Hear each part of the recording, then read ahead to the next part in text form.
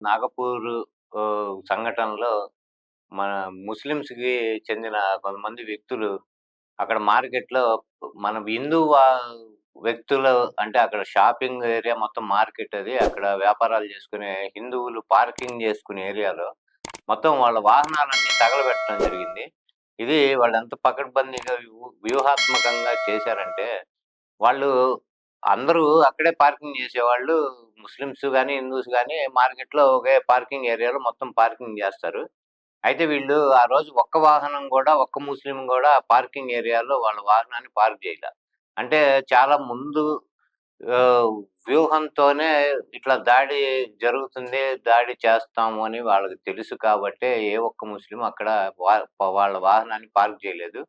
ఇక అలానే హిందువులకు సంబంధించిన అన్ని వాహనాల్ని వాళ్ళు తగలబెట్టడం జరిగింది. ఇది ఇట్లా వాహనాలకి నిప్పు పెట్టే ముందు వాళ్ళు ముస్లిమ్స్ వీటిని ఒక్కసారిగా కూడా వాళ్ళు ఇది నేను రోజు పొద్దున్న లేస్తే ఇరుగు పొరుగు షాపుల్లో వ్యాపారాలు చేసుకునే ఆ ఇరుగు పొరుగు వాళ్ళది గాని, రోజు కనబడితే బాయ్ బాయ్ అని పలకరించుకునే వ్యక్తిది గాని, నాతో పాటు అక్కడే మ వ్యాపారం చేసుకునే వ్యక్తిదా, నా దగ్గరే పూలు గాని, పళ్ళు గాని, స్వీట్లు ఇటువంటివి కొనే కస్టమర్‌దా అంటే అక్కడ ఒకే చోట ఉన్నప్పుడు వీళ్ళు అమ్మే చోట వాళ్ళు కొంటుంటారు కాబట్టి ఇలా. అట్లానే నేను హలాల్ చేసిన చికెనో, మటనో నా దగ్గరకొచ్చి కొనుక్కుపోయే హిందువులదా? లేతే నాకేదన్నా వ్యాపారానికి ఈ హిందువులు ఎంతో కొంత వీళ్ళు నా దగ్గర కొనుక్కొని ఇట్లా నాకు వ్యాపారానికి అభివృద్ధికి గాని, నా వ్యాపారానికి ముందుకు మంచిగా సాగటానికి గాని ఇట్లా తోడ్పడిన హిందువుల వాహనాలా? లేకపోతే ఇక జై భీము, జై భీమ్ అనుకుంటూ తిరిగే అంబేద్కరిస్టులదా? లేకపోతే లౌకికవాదులు అంటే ఈ సెక్యులర్ గాళ్ళుంటారు. వాళ్ళ వాహనమా? లేతే బీజేపీ, ఆర్ఎస్ఎస్‌కి వ్యతిరేకంగా మాట్లాడే వాళ్ళుంటారు హిందువుల్లో. వాళ్ళ వాహనమా? ఇటువంటిది ఏమీ వాళ్ళు ఎప్పుడు పట్టించుకోలేదు. అది మొన్న గూడా ఈ సంఘటనతో మళ్ళీ ఇంకోసారి రుజువైంది. అది ఎవరిది అనేది గాదసలు. హిందూ అయితే చాలు.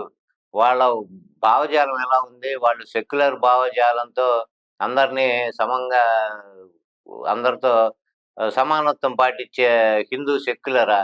లేకపోతే వాళ్ళ జోలికెళ్ళకుండా ఓన్లీ హిందువుల మీదే వాళ్ళ మీదే పడి ఏడుస్తున్న అంబేద్కరిస్టులు వాళ్ళ జై భీము, జై భీమ్ అని తిరిగే అంబేద్కరిస్టులదా? ఇటువంటివి గూడా వాళ్ళేమి పట్టించుకోలేదు. వాళ్ళు హిందూ అయితే చాలు.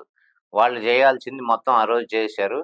ఇలా మనం ఒక చోట కలిసుండి వ్యాపారాలు చేసుకుంటూ ఇట్లా చేస్తూ ఉంటే, కులము, మతము, భాష అని జెప్పి అన్ని విభజనలు చేసుకున్నా ఎప్పుడు మనల్ని వాళ్ళు కాఫీర్లుగానే చూడటం అనేది ఖాయం.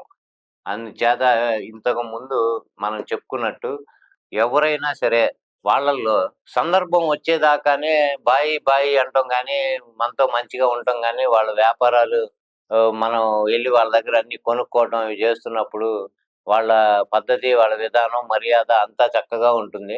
ఎప్పుడైతే ఒక్కసారి గనక ఇటువంటి సంఘటనలు గాని, ఇటువంటివేదైనా ఘర్షణ తలెత్తినప్పుడు అసలు నువ్వెవడో గూడా వాడికి తెలియనట్టుగానే వాళ్ళు ప్రవర్తిస్తారు.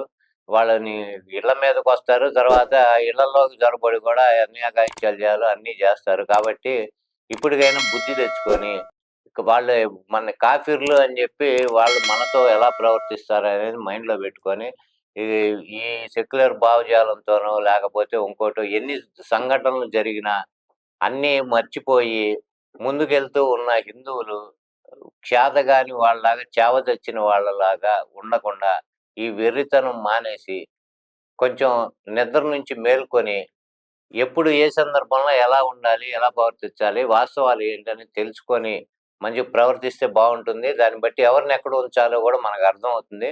ఎవరెవరిని ఎక్కడ ఉంచాలి? మనం ఏం చేయాలి? మన ధర్మం మనం ఎట్లా పాటించాలి? అనేది ఒకసారి ఆలోచించుకొని దాని ద్వారా ముందుకెళ్తే బావుంటుంది. జై హింద్.